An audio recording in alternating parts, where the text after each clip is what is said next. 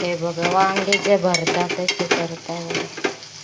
भाजून घेतले, शेंगदाणे कुठ टाकायची थोडी वरून.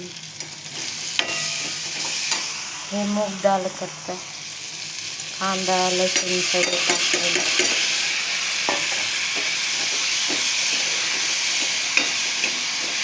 लाईक करा, शेअर करा.